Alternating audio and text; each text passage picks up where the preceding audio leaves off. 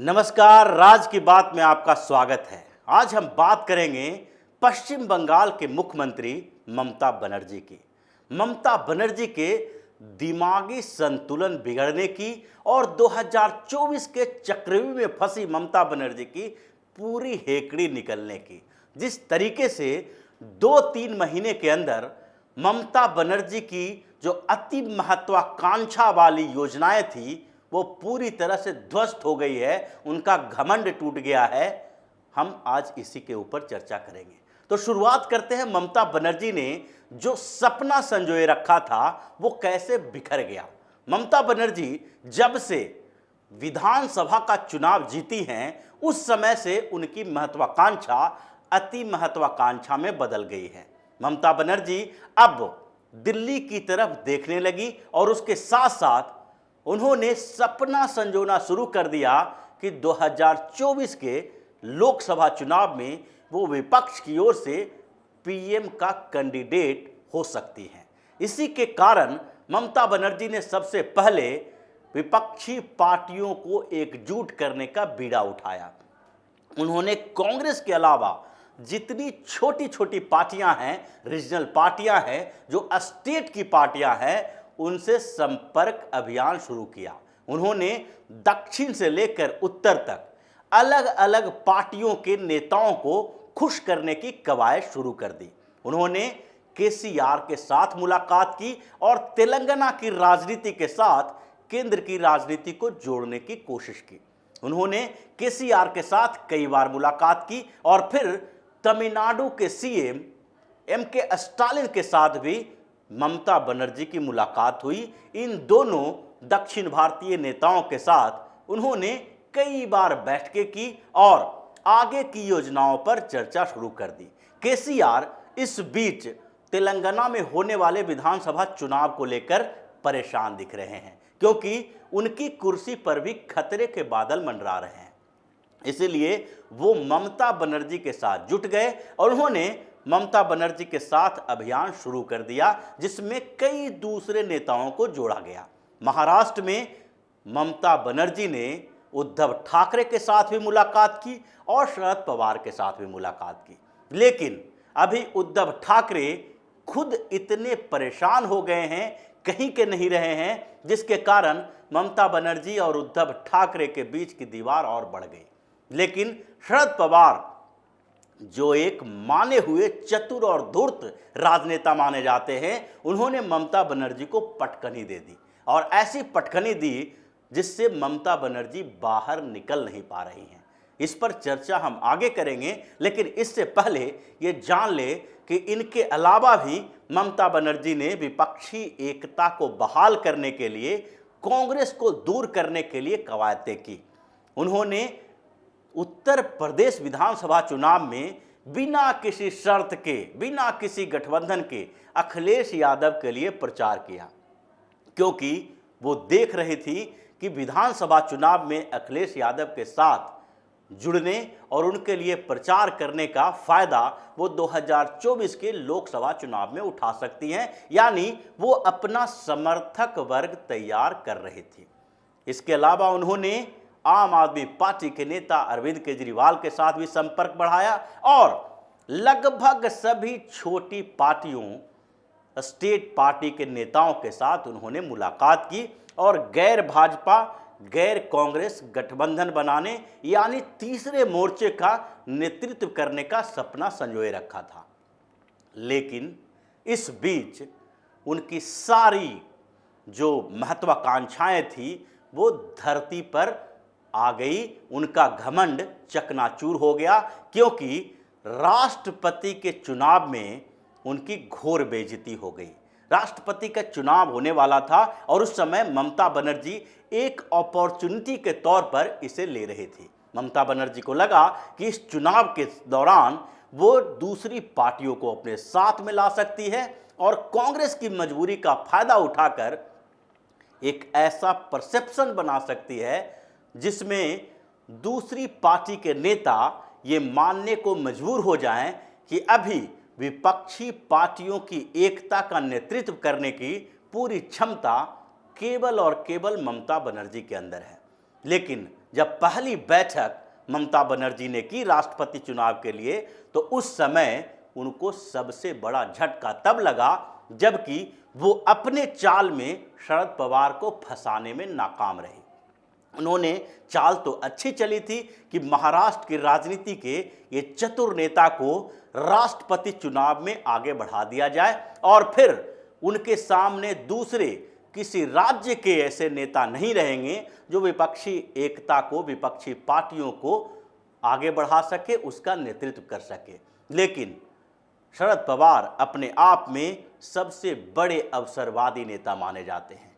वो चालाक, धूर्त और अवसरवादी हैं। इसलिए शरद पवार ने ममता बनर्जी की उस चाल को समझ लिया और जैसे ही ममता बनर्जी ने शरद पवार को राष्ट्रपति का उम्मीदवार बनने के लिए बोला, पवार ने साफ इनकार कर दिया। उन्होंने राष्ट्रपति का उम्मीदवार बनने से मना कर दिया, जिसके बाद ममता बनर्जी परेशान हो गई।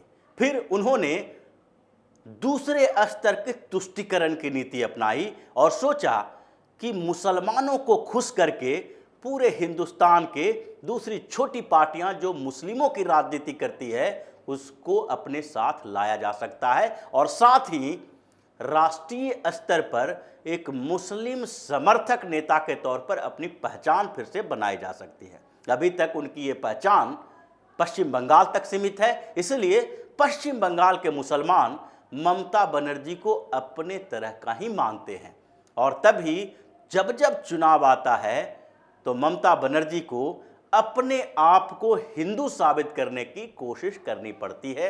विधानसभा चुनाव के दौरान भी उन्होंने ऐसा ही किया था और इसलिए राष्ट्रपति चुनाव के दौरान उन्होंने पूरे राष्ट्रीय स्तर पर मुसलमानों के बीच अपने को स्वीकृति दिलाने के लिए फारूक अब्दुल्ला का नाम आगे बढ़ाया।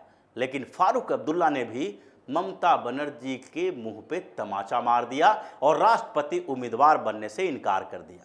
फिर आखिरकार ममता बनर्जी यशवंत सिन्हा को आगे बढ़ाए और विपक्ष ने जो लगभग रिलक्टेंट थे, सारी पार्टियों ने लगभग मान लिया और कुछ पार्टियों ने उसी समय इस गठबंधन से अपनी दूरी बना ली।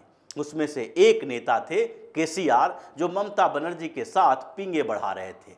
दोनों के साथ भविष्य की योजनाएं बन रही थी, लेकिन जैसे ही ममता बनर्जी ने कांग्रेस से सपोर्ट लेना शुरू किया, केसीआर उनसे अलग हो गए और उन्होंने कह दिया कि जिस बैठक में कांग्रेस को बुलाया जा रहा है उसमें वो शामिल नहीं होंगे। यहीं से ममता बनर्जी की बेइज्जती की शुरुआत हुई और उनका घमंड चकनाचूर होना शुरू हो गया। यशवंत सिन्हा को राष्ट्रपति का उम्मीदवार तो बना दिया गया, लेकिन ममता बनर्जी की वो महत्वाकांक्षा धीरे धीरे खत्म होने लगी, टूटने लगी और विपक्ष में बिखराव शुरू हो गया। यहां तक कि ममता बनर्जी को भी अपने इस फैसले पर पछतावा होने लगा, क्योंकि गृह मंत्री अमित शाह और प्रधानमंत्री नरेंद्र मोदी ने एक ऐसी रणनीति बनाई जिसके 2024 के चक्रव्यूह में ममता बनर्जी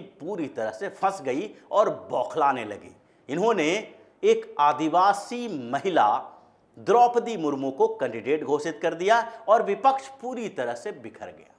विपक्ष में ऐसा बिखराव हुआ कि झारखंड में जहां कांग्रेस के साथ सरकार बना के झारखंड मुक्ति मोर्चा के हेमंत सोरेन बैठे हैं, उन्होंने भी मुर्मू को समर्थन दे दिया।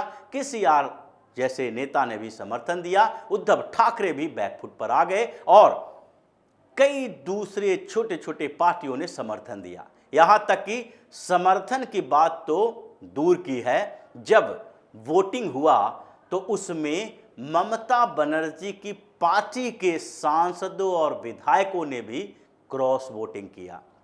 यानी ममता बनर्जी जो बंगाल से बाहर अपनी स्वीकृति की कोशिश में लगी थी, बंगाल में ही बुरी तरह से फंस गई। उन्होंने यशवंत सिन्हा को साफ तौर पर कह दिया कि आप पश्चिम बंगाल में राष्ट्रपति चुनाव का प्रचार करने के लिए ना आए और यहां तक कि कह दिया कि अगर भारतीय जनता पार्टी ने द्रौपदी मुर्मू का नाम पहले घोषित कर दिया होता तो वो अपना उम्मीदवार नहीं खड़ा करते। इसके पीछे का सबसे बड़ा कारण यही है कि द्रौपदी मुर्मू संथाल आदिवासी हैं और पश्चिम बंगाल के कई सीटों पर आदिवासियों का एक बड़ा वोट बैंक है। ममता बनर्जी को लगा कि 5 से 10 लोकसभा सीटों पर उनका समीकरण बिगड़ रहा है, जबकि 30 से 40 विधानसभा सीटों पर भी उनके समीकरण में भारतीय जनता पार्टी ने सेंधमारी कर दी है। इसके कारण ममता बनर्जी बैकफुट पर आ गई और राष्ट्रपति चुनाव से अपनी पार्टी को लगभग अलग थलग रखा। हालांकि वोटिंग करने की बात तो जरूरी थी, क्योंकि ममता बनर्जी की पार्टी के ही यशवंत सिन्हा राष्ट्रपति के उम्मीदवार थे। लेकिन इसके बाद जो हुआ उसमें ममता बनर्जी की और बड़ी बेइज्जती हुई और उनके आगे के 2024 के जो प्लान थे उसमें सेंधमारी हो गई, क्योंकि उपराष्ट्रपति के चुनाव का समय भी था और इसके लिए बैठकों का दौर शुरू हो गया था। बैठकों का नेतृत्व कांग्रेस ने संभाला और शरद पवार ने फिर साथ में मिलकर कांग्रेस के साथ साथ जो उनकी बैठकें हुई, उसके बाद ममता बनर्जी को दूध में मक्खी की तरह बाहर फेंक दिया। शरद पवार और कांग्रेस ने मिलजुल कर रणनीति बनाई और उपराष्ट्रपति के उम्मीदवार की घोषणा शरद पवार के आवास पर हुई बैठक में की गई। ममता बनर्जी की पार्टी को तवज्जो नहीं दी गई, लेकिन उनसे सिर्फ बातचीत की गई कि उपराष्ट्रपति के उम्मीदवार बनाने में आप सहयोग करें और इस विपक्षी गठबंधन के किसी उम्मीदवार को समर्थन दें। यह उसी तरह की बात थी जैसे एनडीए को भी जब राष्ट्रपति के उम्मीदवार घोषित करना था तो उससे पहले पक्ष और विपक्ष सारी पार्टियों के नेताओं से बातचीत करने की जिम्मेदारी कुछ नेताओं को दी गई थी। जेपी नड्डा भी बातचीत कर रहे थे, राजनाथ सिंह भी बातचीत कर रहे थे, यहां तक कि कांग्रेस के नेता, कांग्रेस की अंतरिम अध्यक्ष सोनिया गांधी से भी समर्थन मांगा गया था और शरद पवार से लेकर ममता बनर्जी तक से समर्थन मांगा गया था। अरविंद केजरीवाल से भी बात की गई थी। यानी कि जिस तरीके से समर्थन की मांग विपक्षी पार्टी से भी एनडीए के और भाजपा के नेताओं ने की थी, उसी तरह से सिर्फ इन्फॉर्म किया गया उपराष्ट्रपति के लिए और साथ ही समर्थन की मांग की गई। इससे ममता बनर्जी का दिमागी संतुलन बिगड़ गया। उनको लगने लगा कि जो रणनीति वो बना रही थी चुनाव के लिए, जो 2024 का प्लान बना रही थी, वो पूरी तरह से फेल हो गया है।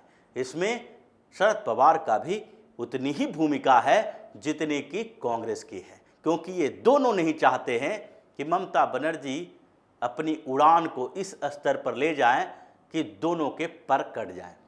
इसीलिए शरद पवार और कांग्रेस ने मिलजुल कर ममता बनर्जी का पत्ता साफ कर दिया और फिर ममता बनर्जी ने उपराष्ट्रपति के चुनाव से दूरी बना ली।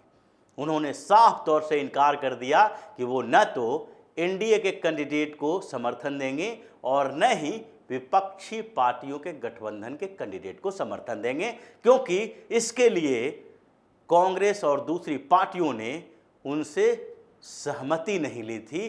कैंडिडेट के चयन में उनकी कोई भूमिका नहीं रही थी। लेकिन ममता बनर्जी की ये बोलते ही कई नेताओं ने उनकी बात को काट दिया। सोनिया गांधी ने भी कहा कि उन्होंने ममता से बातचीत की थी, सीपीएम के नेताओं ने भी कहा और विपक्षी पार्टी के दूसरे नेताओं ने भी कहा कि ममता बनर्जी को इनवाइट भी किया गया था बैठकों में और साथ ही साथ समर्थन भी मांगा गया था कि विपक्षी पार्टियों के गठबंधन के उम्मीदवार को आप समर्थन दें।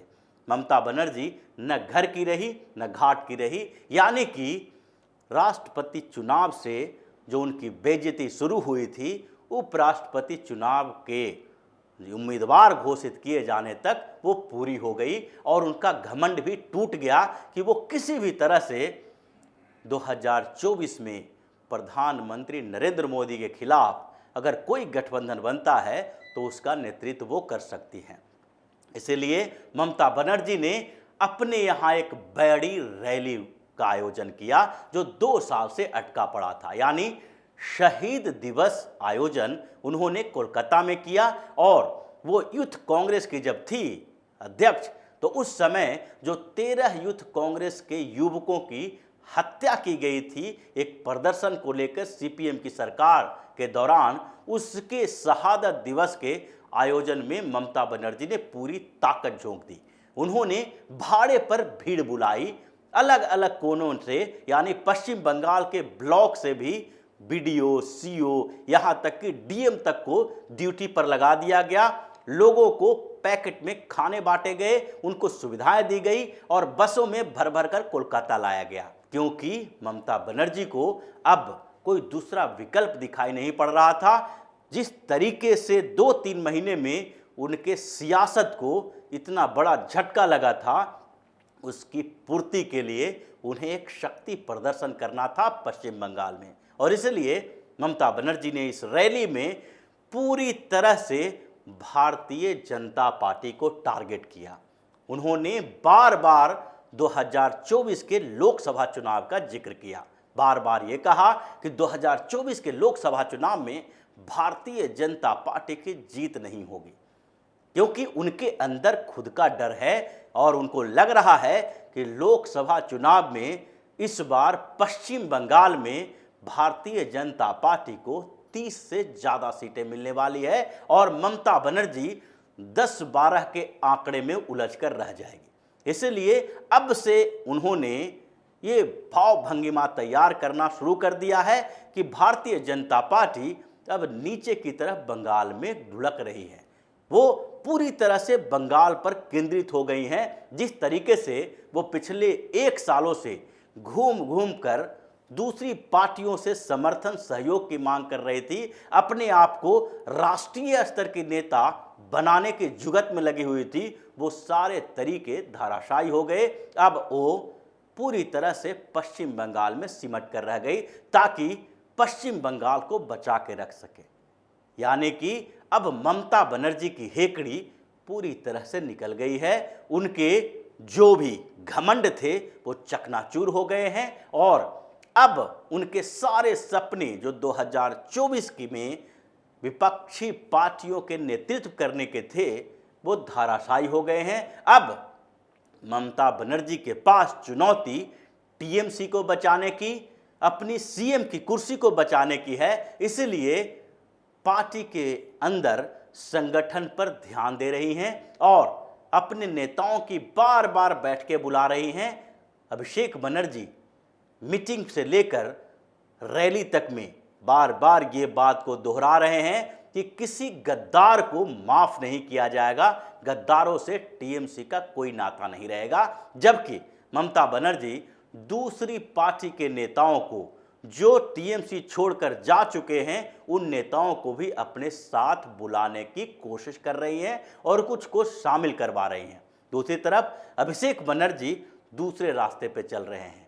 टीएमसी के अंदर कई गुट इस बीच बन गए हैं और ममता बनर्जी के सामने चुनौती अब टीएमसी के उन सारे गुटों को एक करने की है, क्योंकि कभी भी टीएमसी में विस्फोट हो सकता है और ममता बनर्जी का सारा सपना धराशायी तो होगा ही, सीएम की कुर्सी पर भी खतरा के बादल मंडराने लगे हैं। इसलिए ममता बनर्जी ने जो 2024 के लिए प्लानिंग की थी वो प्रधानमंत्री नरेंद्र मोदी और गृह मंत्री अमित शाह के 2024 के चक्रव्यूह में ऐसे फंस गई हैं कि छटपटा रही हैं। उनका दिमागी संतुलन गड़बड़ हो गया है और ममता बनर्जी अब कहीं की नहीं रही हैं। तो इसी तरह की खबरों के साथ फिर से हाजिर होंगे।